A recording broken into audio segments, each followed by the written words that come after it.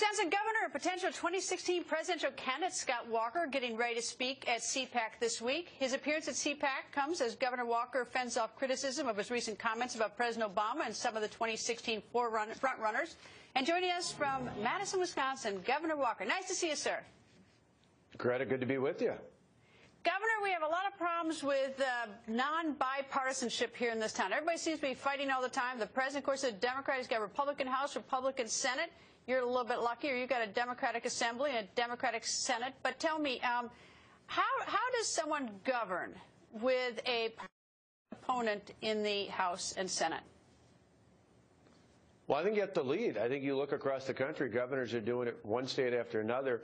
They're leading. It's one thing to fight, but it's another thing to win. What we've done in Wisconsin is fight and win for the hardworking taxpayers. We've done that by putting the power back in their hands. It's part of the reason why we had the fight with the big government union bosses, 4 years ago. And if you show in the end that you're fighting for the hardworking taxpayers and winning, they're going to stand with you.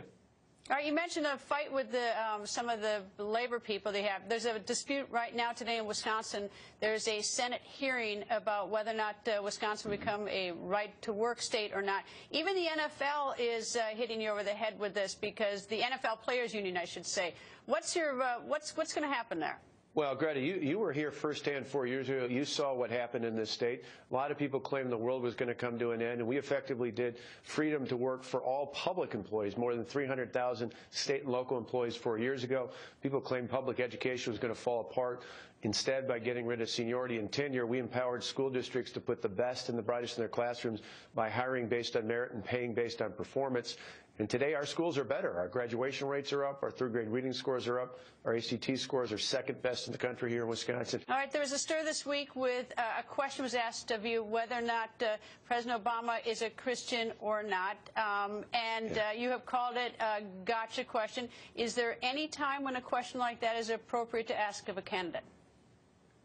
Well, people can ask questions all the time. My reaction, and part of the reason why we created ouramericanrevival.com, was to get out the point that people care about big issues. They care about growth. They care about reform. They care about safety. They want to know, what is a prospective candidate likely to do when it comes to making sure everyone can live their piece of the American dream? What are they going to do to transfer power away from Washington to the hardworking taxpayers? And what are they going to do to make people safe from radical Islamic terrorism around the world? The things people care about. And I think the reaction I had to some of those so-called gotcha questions was, these other things aren't things that people care about. You appreciate this, Greta. I was in Green Bay, Wisconsin this afternoon. I was at two of the leading job creators talking about career opportunities for people with disabilities.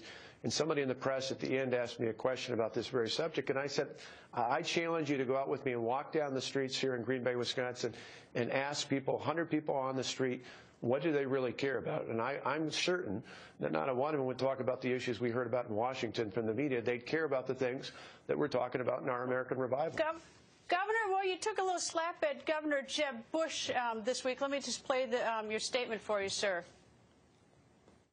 Unlike some out there, I didn't inherit fame or fortune from my family.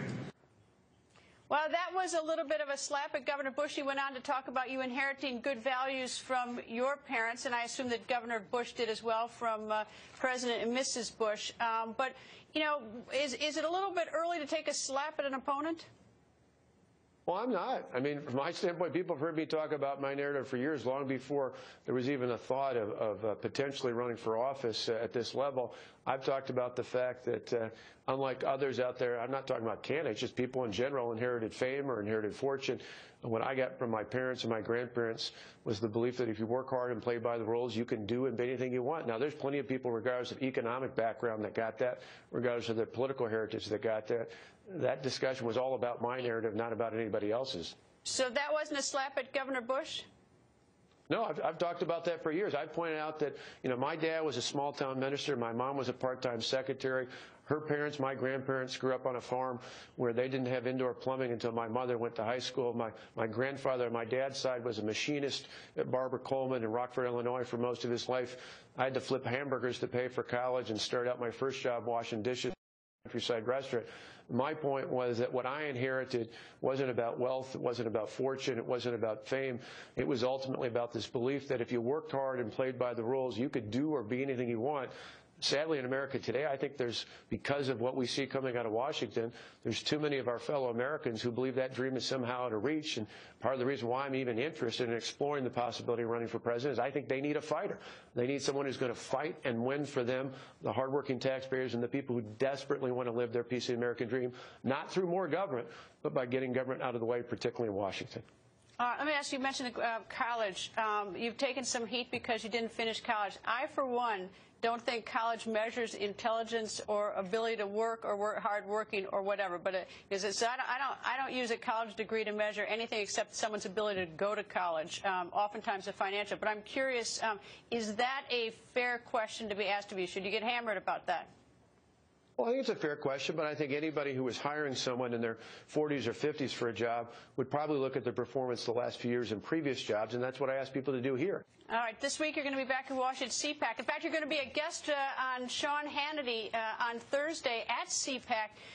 What's the sort of bullet point message you're going to give at CPAC? Well, I think it's simple. It boils on what I said a moment ago. People in America want a fresh, new face. They want big, bold ideas from outside of Washington, and they want someone who's got a proven track record. A lot of people can talk about fighting for taxpayers, for the hardworking taxpayers of this country. I don't think there are far fewer of us who can actually say we fought and won for the hardworking taxpayers.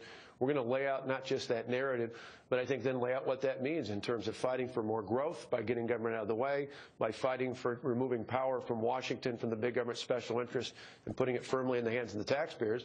I think increasingly in this country we need to talk about what safety means and standing with our true allies like Israel, walking out on them, certainly being there when Prime Minister Netanyahu is at the Congress. I think it's important to make that case that we stand with our allies, and we're going to stand up against radical Islamic terrorists to make sure we take the fight to them and not wait till they take the fight to us. Governor, just a tip I don't think you necessarily need, but just a warning when you come back here, it's just as cold here as it is there, so bring your coat. It's freezing. Absolutely.